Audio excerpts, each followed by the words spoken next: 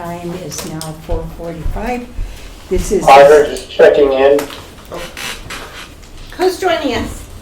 Gary Fentiman. Gary Fentiman, Hi, Gary. you're on. You're second on the agenda, Gary. Can you hear us? He must not be able to. Are you muted? Oh, wait. We might. Oh, we are. Okay. There you go. Hi, Can you hear Gary. us, Gary? Yep, got you now. Okay. Yep, thank you. Thank you. We're just starting, so Yeah. you're second.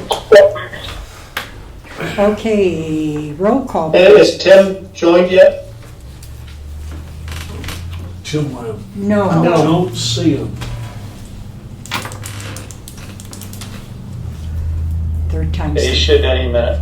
Okay, we're having the meeting now, Gary, and you guys are second on the agenda.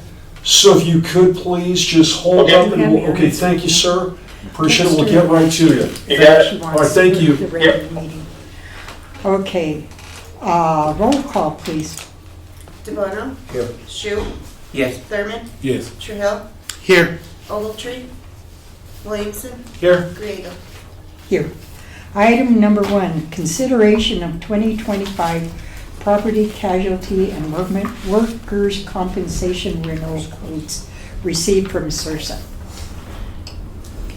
So the City of Trinidad received our preliminary quotes from CIRSA, which CIRSA, as you'll remember, is an entity made up of other local governmental jurisdictions, and we're in a pool with that same group of entities, which makes it a little bit, I guess, specialized in that regard. So we will jump right to the premium. For the property casualty preliminary quote this year, I actually requested a local insurance agent to take a peek at the numbers and give us thoughts regarding that. And so what we are proposing is to increase our deductible from $1,000 to $2,500. Everything else in the policy description has already been increased by CIRSA or has been set by CIRSA to $5,000 anyhow. So it's just a certain group of potential claim areas that would hit that $2,500 deductible. Everything else is going to be a $5,000 or $25,000 for police liability. So it's a little bit of a savings as compared to keeping the $1,000 deductible. So we're going to opt to do that. Knock on wood, claims have been relatively low this year as compared to previous years, and they've increased a lot of the areas to $5,000 because we're in an area that sees a lot of storm events. So building deductible, vehicle deductibles, those are all $5,000 going forward. So, workman's comp, just a slight increase on work comp from $585,475 to $598,135. So overall net annual increase will be $41,730, and that's just on our plain policy, our typical policy. Now the city in the past couple of years has added on a couple of insurance coverages that are automatically in our policy. The first one is no fault water line rupture and sewer backup. The annual premium for that is $1,821, and it's kind of the middle of the line one where we would be paying, let me find it. I don't have to talk slow anymore, so. We would pay, darn it.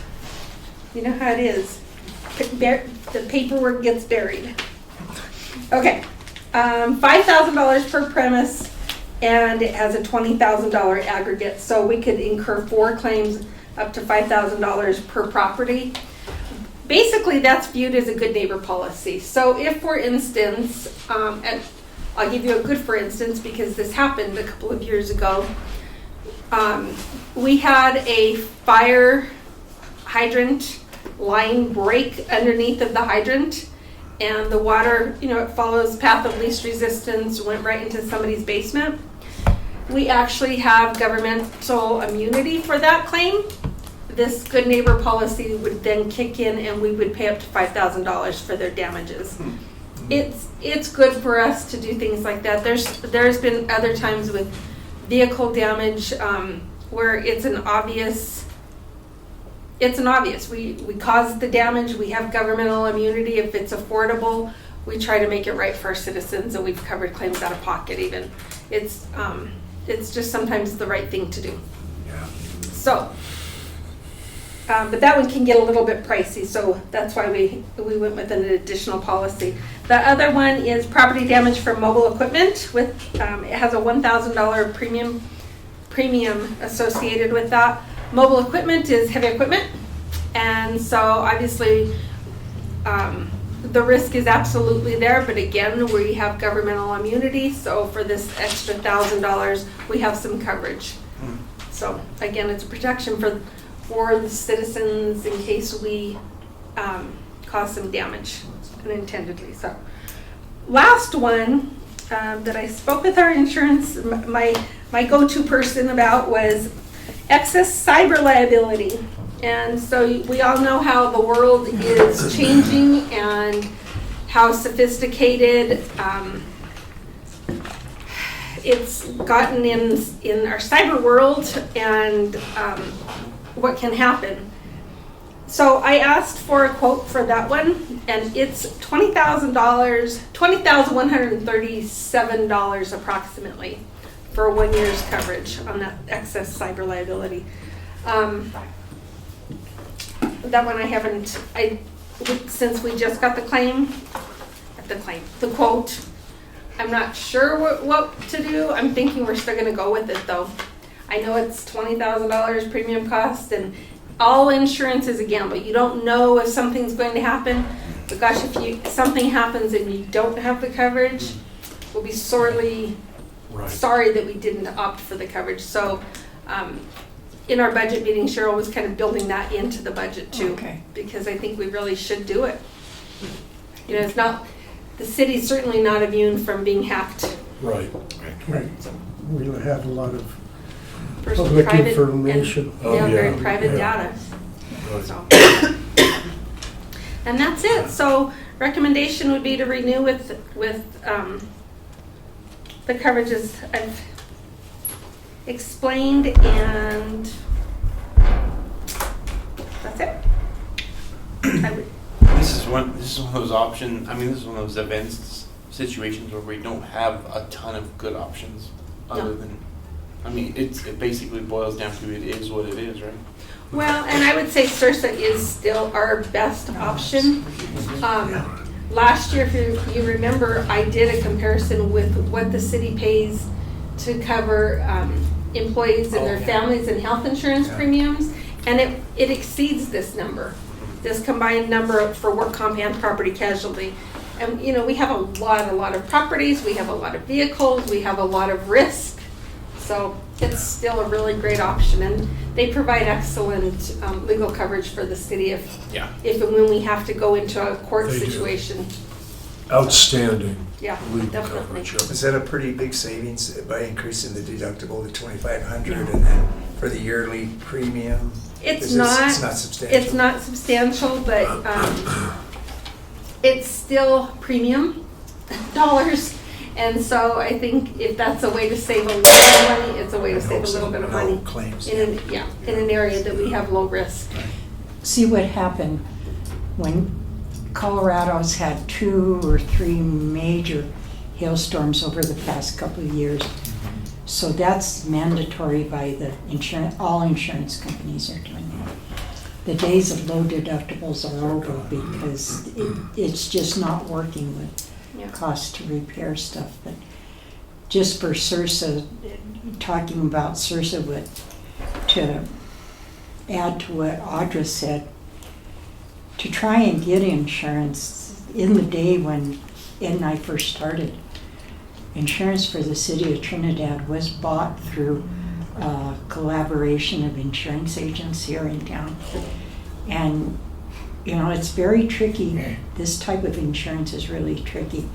So you had to depend on agents that really didn't have the experience trying to figure out what kind of coverage you need for an entity like a city. That's number one. You have coverages with CIRSA who couldn't be offered by a private insurance company. So, I mean, there's, I wouldn't think twice about going with them. The other is fire. Yeah, Colorado's seen so many fires, and you know, yes. where it's wiped out half of communities and towns, and so you know it's a lot of risk that's Yes. wrapped up into this 1.3 million. Could we ask who your trusted insurance professional was? Mr. Ed Well, Griego. that's what I figured. I thought maybe Karen Griego. No, Yeah, I figured. I you was, can't trust just- me. No. I was, My husband, yes, he's an overthinker. Me, no. And he's actually looked at our policy information in the past. It's been a few years back, but nice. Yeah. Thank you. Yeah, he's good at Figured it was interpreting and looking Griego. through it and seeing Nice. and he's where to drill down on the numbers and decide what's best. a worrywart when it comes to Yes. gaps in insurance. If there was something in here, he would definitely tell you. Yeah. Anybody else have any questions, comments? Just a comment. Last year, the increase was 414,000.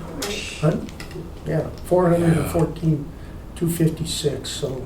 And you, and that's This why, is- that's because of the hailstorms in the metro areas. So, Yeah, 10% of that Yeah, this year, yeah. 41. Anything said else? you didn't do that. I know. I amaze even myself sometimes. Any other questions? Do I have a motion? So moved. Second. Call the roll, please. DeBono, Yes. Shu, Yes. Thurman, Yes. Trahell, Yes. Williamson, Yes. Griego. Yes. Item 2, consideration of new funding agreement for the Strong Communities DOLA grant and a purchase contract between the City of Trinidad and Kip Hamden LLLP relative to the Holy Trinity Housing Project.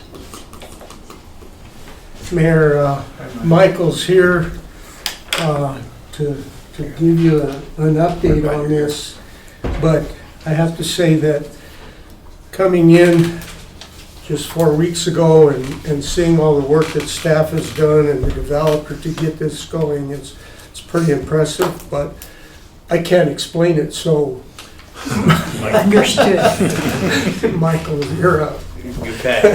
And sorry, I probably stink. I had my state inspection for Ordway today, so I've been landscaping for 2 days. So, so I literally busted down the highway. Okay. So where we're at on this is the city originally put in for a Strong Communities grant for I'm going to use round numbers just for the sake of keeping it easy. 4.9 million with 960 as the original required match. That was that original grant was for doing all of the work, and the DOLA requests when we put in said the match, the grant was up to $4 million. So we were in the realm of DOLA's original grant. When we heard back after we did our staff meeting with DOLA, they said that the Strong Communities didn't have the $4 million total, and they wanted to split it between Strong Communities and More Housing Now. More Housing Now is taking care of the streets and sidewalks around the building. It's actually an energy impact. Both of those grants are, one is a 25-75 and one is an 80-20. And in fact, the Strong Communities actually was dropped to 15%, I believe, even further after we went through our request because of the community need. What did happen though is that the Strong Communities did not totally fund the total request. In fact, we were $847,000 short of what we requested. Kip Hamden through Mount Carmel originally had $1 million in that to help renovate the building. Basically, all of the utilities coming from the new utilities coming in from the streets, transformers, etc. They had $1 million for in that grant. Well, with the shortfall of the 874, their ability to provide the additional match, which was 560, has pretty much gone out the window because they're having to make up for that shortfall not only for the grant, but also the 870 they're not getting for their building. So they're having to put that additional money into trying to find other resources. So the Strong Communities grant is required to be executed kind of basically tomorrow, immediately, to keep the ball rolling. Without the grant, the project is going to fall flat on its face and wither.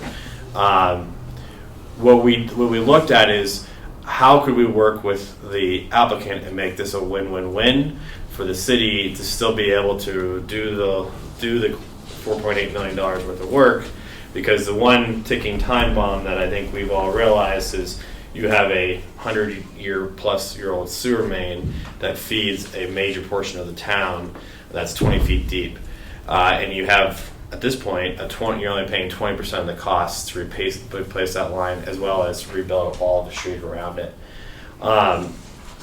So we reached out to Mount Carmel through Kip Hammond, and one thing that became apparent is that they actually possess several key parcels in the downtown that they are willing to collateralize, basically allow the city to purchase, and then put that purchase price back towards the required match. And so I think we're trying to figure out a way, because the city's general fund didn't have the expenditures to come up with the full 560 without the council having to really readjust some major priorities that you guys have laid out in your strategic plan, et cetera.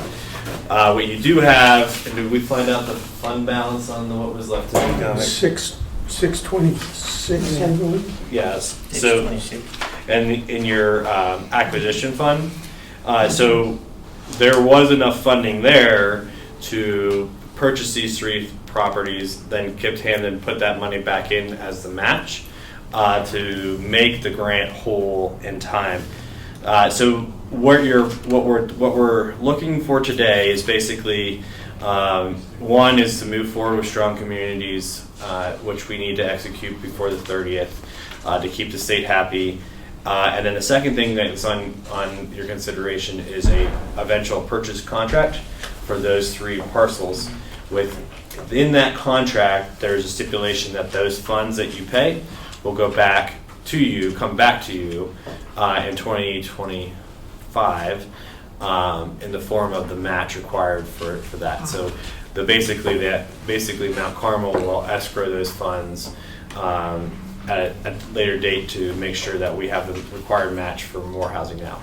One kind of cadence thing on just when the funding all works is Strong Communities is for the sewer main, so we'll get going on that next year.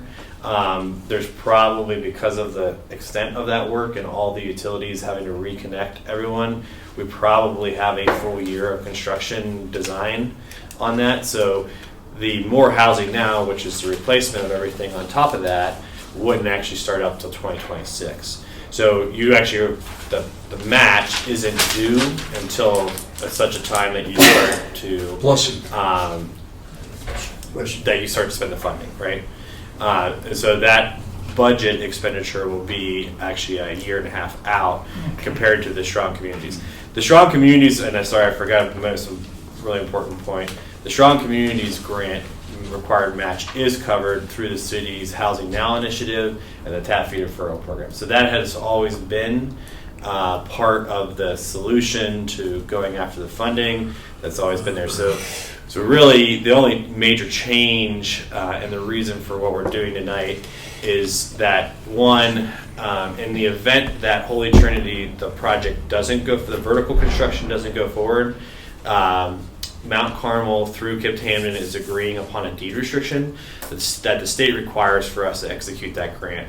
So that deed restriction has been updated in our development agreement to satisfy the state's requirement.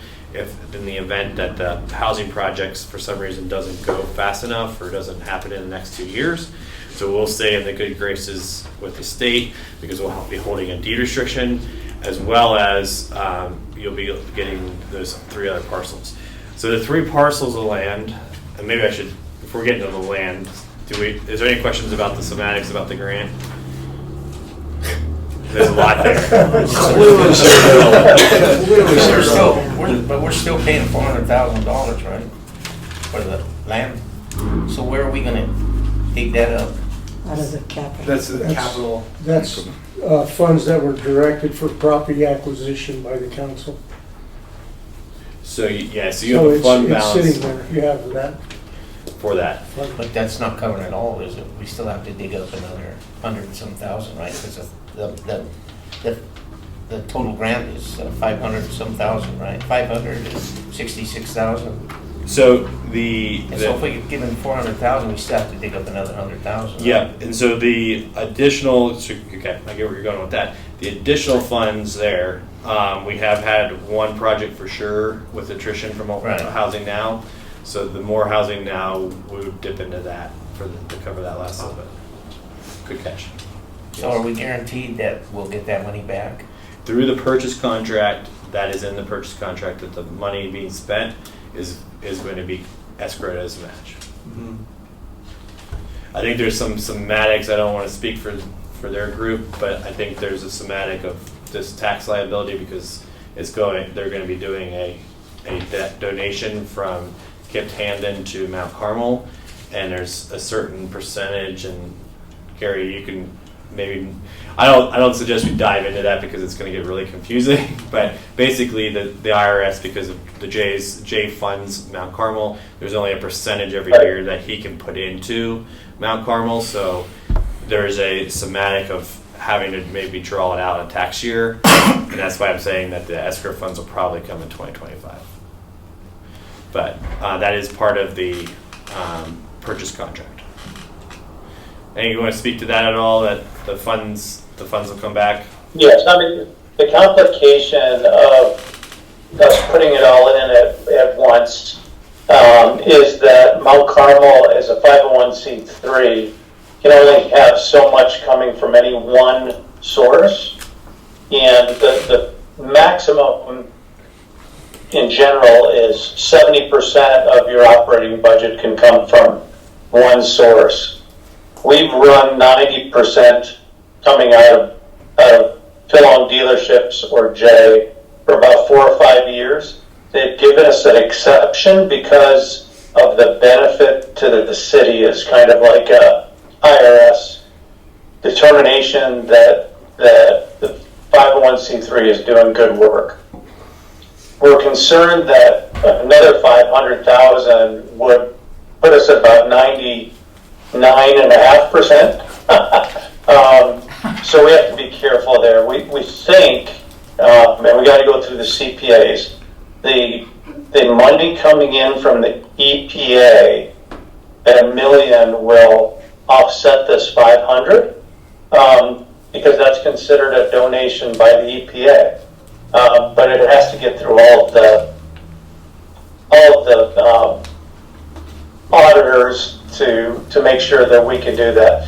I mean, either way we're going to fund this, we'd rather do it through Mount Carmel and have a tax advantage. But either way, we're good with selling the land and making sure that the city doesn't lose the $4 million in street and utility work. So when you say either way, just to clarify for the council, either is that Mount Carmel is going to escrow or Kip Hamden will escrow the money. Correct. One or the other. The only thing that would change that is if for some reason the state determines that they're not going to fund the balance of the apartments, that still is at risk. We thought we would have heard from OEDIT and Chaffa a week ago. I did talk to Tara Marshall. She was going to reach out. We've been told that that they're funding it, but we've not received any formal letter of endorsement that they are going to actually do it. But to clarify that statement, Gary, regardless, the money for the purchase is still going to go and allow the city to do the street and the infrastructure, correct? Correct. Okay. So this is the way so here's the big issue, as Gary has stated. Right now, the vertical construction piece, which you're asking for another $7 million, there are so many hoops to get through to get that funding that from where I sat, I did not feel comfortable with the city just waiting to potentially being liable for 560 if you move forward. The land is basically a insurance policy so that you guys are getting an asset back and then you're just going to move forward with covering the remainder of the match. The other piece of the puzzle, so the 3 parcels that are in there are the 2 lots that sit here behind there, which are downtown. There's a Chimino Park plan going on with additional parking that could potentially be paired with the diocese, as well as, and could you speak to the, because this was third one came in, this was my Third one is down where the old city garage was. There's a roadway that goes around the back, and the old Noah's Ark building sits back there. So the roadway and the Noah's Ark property that abuts Los Niños Park, where we're anticipating to build pickleball courts, will have parking access. We'll have a building to store park equipment down there, and the roadway, rather than just an easement, but the roadway to get there. So. And it also provides access to the river trail, right? Oh yeah, and as part of the river trail visioning plan, there's possibility for trailhead overlook right there too. So yes, thank you. So we anticipate the appraisal is currently being done, but we went through and looked at previous appraisals. Vacant land right now is appraising at $550 to $650 a square foot. So that puts the purchase price between $479 and $566. So if there is a shortfall, the housing now would have to pick it up. So, I mean, I guess you have, really today you have 2 options because this is kind of the deadline. And there's certainly, you do have 2 choices to make. One is to move forward with trying to, and keep in mind that the one nice thing about the current grant is that energy impact is normally a 50-50 grant. You're getting the state money because it's tied to a housing project for 80-20 on your match. Or option 2 is you don't pursue the DOLA grant.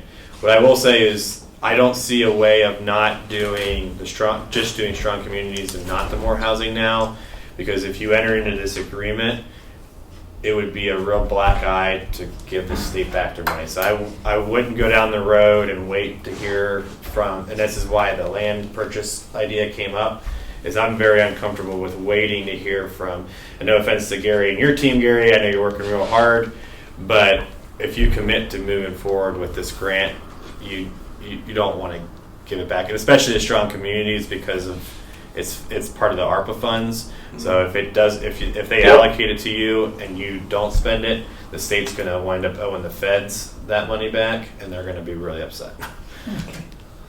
Yep.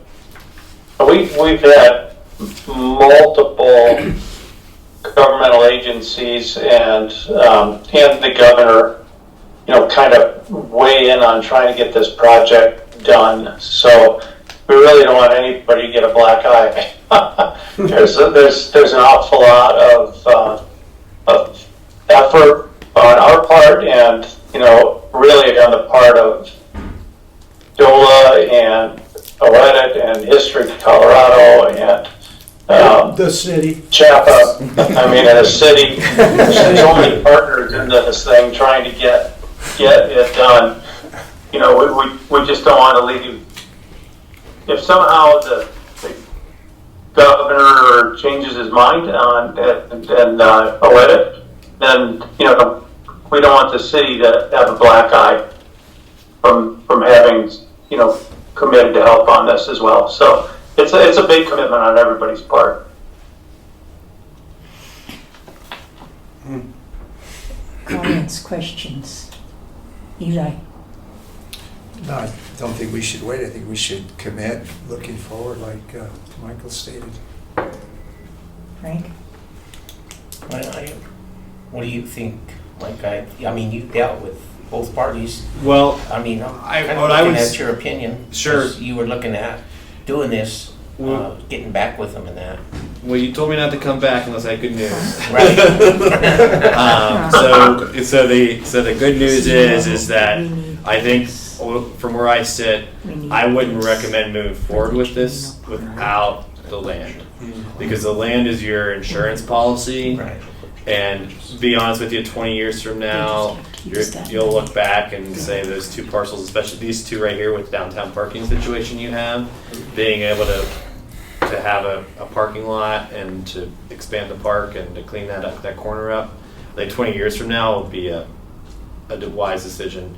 Where it ranks as priorities is where I kind of struggle on this whole decision, but it fits within your park master planning, your river trail, and also your parking needs. Not to mention the sewer maintenance. Right. Oh, yeah. Collection for this side Probably of the town. most so important it's- anyway. Yes. Yes. Aaron? I feel that we should move forward with the whole enchilada, so to speak. Obviously, there's a lot at stake there. And I just wanted to take this time to thank Gary for you and your team and the work that you guys are doing to partner with us to go through this. I mean, you know, that it seems to me you guys have done a lot of effort on our behalf, and I definitely appreciate that. And also, you know, The city has on ours and, you know, Jay's wishes. So, you know, I think it's been a fantastic partner effort on all sides. yeah, well, thank you for that, and I know city staff is working hard on their end too. But as we go through this, it will be well worth the effort. I did want to clarify. You said that it'd probably be a year until that is started, the actual work. So once we sign the contract, we have to begin design, Right. and then just given the depth of that sewer main, I don't want to speak for your city staff, but I wouldn't suggest if it was my city staff, I'd be like, you're not touching that until the spring, because of groundwater, and you're gonna have to do a bypass and everything else. So that's a pretty substantial project. So you want a nice weather to Right. be digging that deep. And then, Well, I think once the sewer's done there, and then what we did through La Puerta, I think we've got every connection in the entire city runs on those properties. That's kind of crazy how much runs through there. Yeah. so then, as other than all the specifics that we have addressed, is there any other ancillary hurdles that would need to be cleared for all of this to work out, or everything that we have discussed is on the board? So the only hurdle that is, and not to put Gary on the team on the spot, but the city has, what I will say is the city has done everything in your power to assist this development at this point. It's up to their team to go out and get the vertical financing. Well, But we have at least a deed restriction in place to. I think they've demonstrated in past and their commitment, and Gary's indicating that now. So I really do appreciate that. I have no further questions, Mayor. Neiman? It's amazing that these guys found a solution that's great. And the whole idea about having a deed restriction with the land is a nice little insurance policy. Like you said, later on down the road, it'd be worth it, even though we won't be here 20 years from now. It'll be another group of city council members thanking us, so I think that'd be a great idea. Manny? I don't think we'll run across a deal like this ever again. So to get that much work done. So I think it's a great idea to move forward with this, and it's a great way to address our infrastructure that we really need to address. Because if not, we may not be able to get our hands on it again.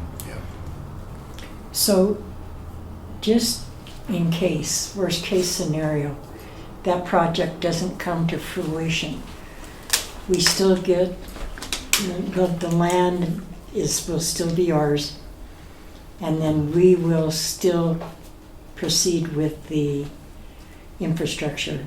Yeah, so the only requirement of the applicant is that we get the deed restriction, and we'll see if you read the agreement, the deed restriction actually doesn't get recorded until we actually finish the actual grant, because what we anticipate is that any other additional funding that they're getting for their vertical construction will have a much more stringent deed restriction because of the funding that they're asking for them. So we won't even record that right now.